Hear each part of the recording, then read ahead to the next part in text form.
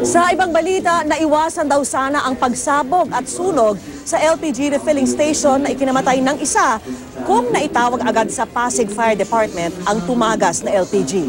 Nakunan pa sa CCTV ang paggapang ng LPG fumes sa lugar at nakatutok si Maki Pulido.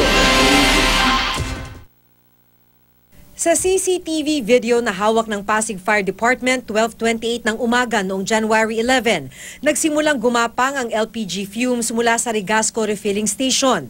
Gumapang sa ibabaw ng pader hanggang makarating sa katabing gas station at umabot hanggang sa Sandoval Avenue, Pasig City. Nagsialisan nga ang mga tauhan ng gas station habang tinatakpan ang kanilang mga ilong.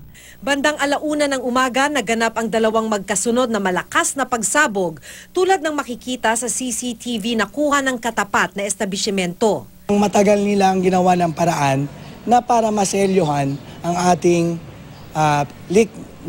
kanilang leak doon na tangke. So successfully they were able to seal it, pero yung lumabas na sa tangke. Lumalabas sa investigasyon na tumagas ang LPG mula sa ibabaw ng isang LPG above ground storage na may lamang 15 to 16 tons ng LPG. Napakalakas ng pressure ng LPG at maghanap yan ng butas. Maaari yung dahil sa kalawang nasira yung gasket at lumabas doon. Meron nakikita tayong kakulangan sa maintenance. Kung well-maintained yun, hindi magle-leak doon. Namatay na ang isa sa 20 biktimang nalapnos ang katawan dahil sa pagsabog.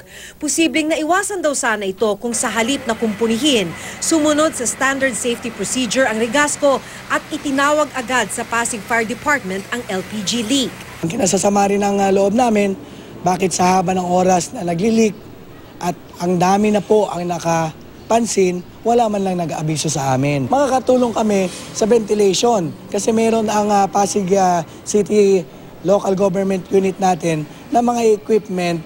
Kumakalap pa ng dagdag na ebidensya ang Pasig Fire Department, pero sa ngayon ang nakikita nilang pwedeng isang pangkaso laban sa Omnigas Corporation na nagmamay-ari ng Rigasco ay gross negligence resulting to multiple injury and homicide. Hanggang ngayon naman ay wala pang pahayag ang Omnigas, bagamat nakikipag-ugnayan naman daw sila sa BFP. Maki Pulido, nakatutok, 24 oras.